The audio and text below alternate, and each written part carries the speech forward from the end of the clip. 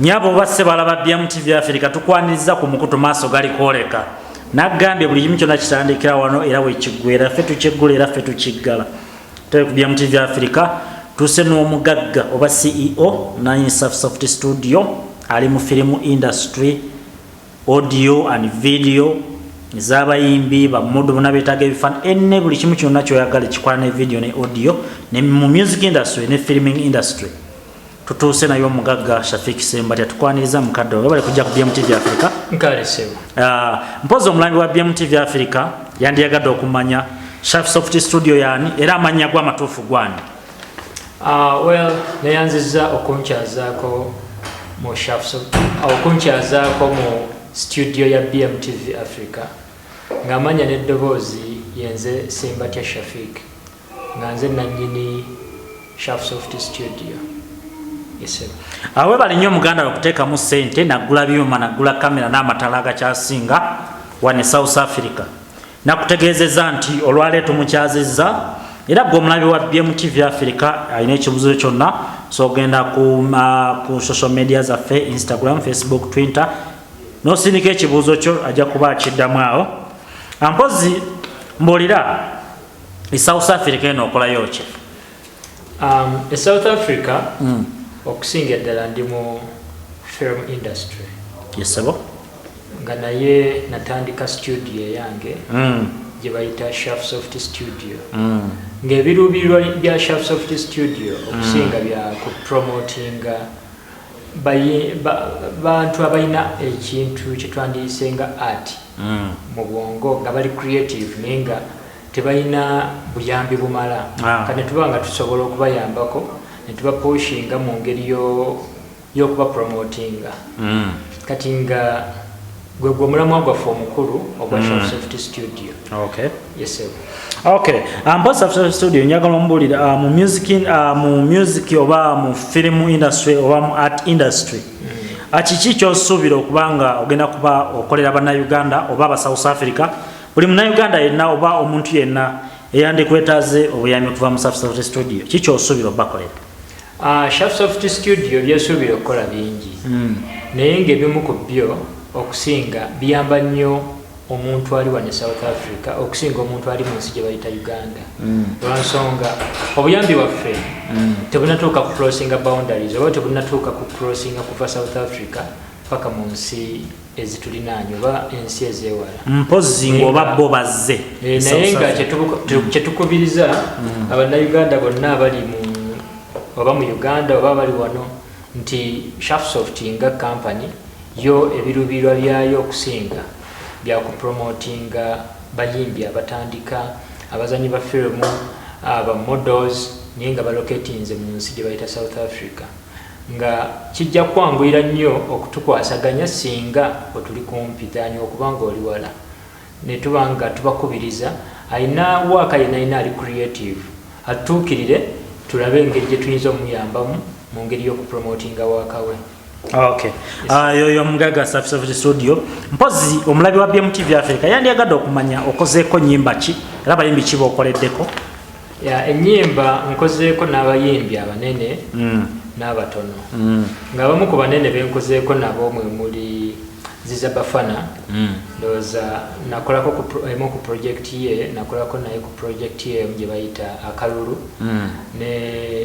n'oluyimba lwe bayita Agende era nga twabishootingira ne South Africa mu kibuga kye bayita Johannesburg ne tubanga oluyimba lwali lusufu nnyo waaka yali mulungi nnyo kamera zaali nnungi nnyo ekifaananyi nga kisufu era nga naye bw'okiraba mu butuufu olaba nga emirimu gye tukola eno at least gipromisinga okugenda mu maaso mulimu abayimbi nga Crocodile ne Neymar nkozeeko nabo ku music videos zaabwe embeeramu abayimbi aba South Africa okusinga tukolaganye nnyo n'abayimbi aba South Africa kubanga bo kwegamba baagala nnyo bye tukola ate okusinga n'abannayuganda bennyini kubanga emirimu gye tukola wano eno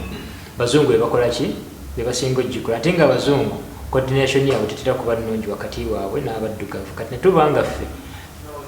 tubanguyira ate nabo batwanguyira netubanga abamu bangi amanya soba gatula kati wagamba nti mu njogera ennyangu era omulabe ya BMTV cyane yategedde nti omuzungu omu South Africa ayangwirwa nnyo okolagana n'omuzungu omugwira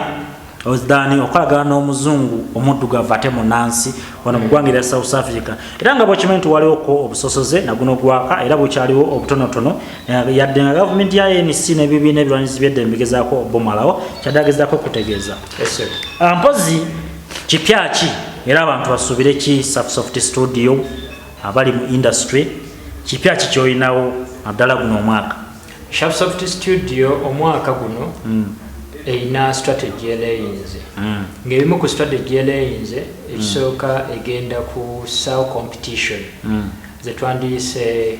brand ambassador competition kwegamba SHAFSOFT enoonya brand ambassador brand ambassador bwenjogera nti kiba kitegeeza tunoonya omuntu gwe tusobola okwambaza brand zaffe naye ng'atwogerera mu ba clients ab'enjawulo n'abanga akomyawo bakasitoma betwandyagadde okukolagana nabo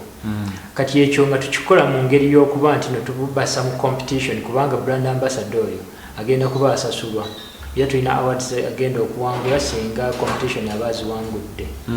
kati netuba nga zigenda kuba so competitive era nga tugenda zissaayo mu mwaka ogujja omwaka guno tugezaako kulayinga strategy biki prizes zetulina okugaba n'ebigendererwa byonna naye nga competition egenda kutandika mu mwaka guno then launching ya studio egenda kutandika mwaka gujja era brand ambassador tujja omukola ki omuwa prizes mpozi gwali ku BMTV Africa oli ne nanyini SHAFSOFT studio omugagga Sembatya Shafik mpozi omulabi wa BMTV Africa yandiyagadde okumanya SHAFSOFT studio oba Shafik Sembatya olina omukazi n'abaana SHAFSOFT studio oba Shafik Sembatya tannaba kuwasa naye nga alina essuubi erikola ki eriwasa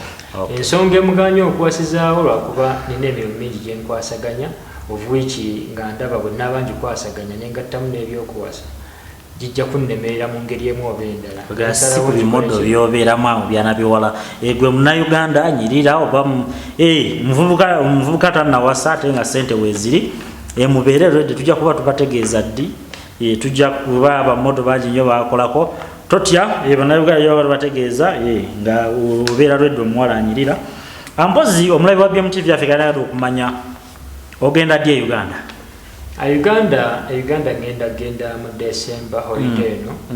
naye nga ngenda lwa bigendererwa ebimu ebiyinza okuyamba okupromotinga waka waffe gwe tukola wano abeere nga tutunda mu nsi gye bayita Uganda kuba ebintu bye tukola wano eno byandinyumye nnyo singa tubikolera Uganda naye olw'okuba nti embeera ya Uganda tekwaliriza kukola kiwandiyagadde kukola n'omaliriza ng'olina kukolera mu nsi engwira then n'omala n'ojjayo n'ozza Uganda kati ng'ekigendererwa kyakugenda Uganda kukola kwetegereza mbeera tulabe oba tusobola okusa branch eya SHAFSOFT mu nsi gye bayita Uganda muganda wawe mpozi ebintu byebyo mpozi gwenyabo oba ssebo omwaka ogujja tujja kuba ne BMTV award ne SHAFSOFT award nga tuwa bannayuganda abo abalina kyebekoleddewo oba abatadde tafaali ku lutindo lw'okuzimba Uganda era tujja kuba tubategeeza omwaka ogujja mwezi ki na lunaku ki na venue ki awards ezo zijja kugabwa sibina ate mbw ate basaliriza buli kategori zonna zijja kubeerawo mpozi teweerabira BMTV Africa ne SHAFSOFT studio tulina tuwa Uganda December tugenda kulambula Uganda yonna tukavalinge videos n'ebifaananyi byonna tubikuteere ku mikutu gyaffe oba ku channel yaffe eyo eya TV nawe osobola okumanya Uganda oba nawe ojja kusobola okulambula ne bannayuganda era tujja kuba tukuleeta n'abakukunavu mu ggwanga lya Uganda osobola okumanya history waabwe nabo bakoze batya okufuuka ekyo kye bali mpozi SHAFSOFT studio ne BMTV Africa tukuleetedde omuyimbi DJ Ericom international DJ okwetooloola ensi yonna nga 10 December omwaka guno gwennyini nga tunagenda mu holiday bannayuganda twakasooka bakuba East African concert oba East African night kutugenda promotingira abayimbi abato tulina boom microphones ezisinga okubeeza akabi tulina screens ezisinga okubeeza akabi security tight esinga ne Obama mujja kulya mujja kunywa okuyingira 15 n'ebibiri VIP emmeeza ya landi 10 onywerako buli kyagala kyonna okunywa n'okulya. East African Imported Food bataddemu ssente. Njako Land and Property Developers bagula n'okutunda buli kyonna kyagala okutunda ekikwatagana n'ettaka amayumba. Paymaster Zinc Goldsmith batunda n'okugula gold. Mpozi ne SHAFSOFT Studio tukwata audio, video, music tukavalinga buli kimu kyonna ekikwatibwa ku ntimbe oba ku cameras ennungi ez'omulembe ze tuyina. TR Investment Tony abaweereza ssente. Gwe Mpozi SHAFSOFT Studio oba Safix Mbatya omulabi wa BMTV Africa ubaka kibwa omulekera ng'okyali ku lutimbe maaso gali kwoleka. Well, okongeza ku kyova okwogirako ekya event gye tutegese oba a DJ omu bwe tuleese wano abasinga baleeta abayimbi wano eno naye nga kikola bulungi fine tukisanyukira era tubawagira era tugezaako nnyo okusupportinga ne tubanga events ezenjala tubaayo naye this time twakikoze for the first time ne tugamba katukyusebukaku mu spices naffe tutandike ekintu kino nga tuleese DJ kutumanyi nti ye DJ Elcom abangi mwawuliranga nnyo remixes z'ebiseera ebisinga we mabegaawo mu 2009, 10, 11, 12 nga tukyali mu nsi gye bayita Uganda naye this time ali mu nsi gye bayita Sweden katugenda twamutaddemu ssente nga SHAFSOFT Studio ne tuba nga twamuleese wano mu nsi gye bayitaani South Africa nga tuli wamu ne BMTV Africa eno gye ndiko right now nga ekigendererwa kyakugezaako still kusikiriza bano abayimbi abato abakatandika okuyimba buli kimu kisoboka nga bacoordinatinga ne omu ku DJ oyo okusobola okukola mixtapes ze twandiyise remixes mu nyimba zaabwe kugamba okwongeramu ebirungo mu nyimba z'abaana abo asobole okubatunda mu nsi nga Denmark nga Sweden kale mu nsi zonna eza Schengen cause jasinga okolaki okubira music we gamba n'abasobola okubeera nga ba kamiliyoni ba Bob Wine kuba ekyo tufa ekigendererwa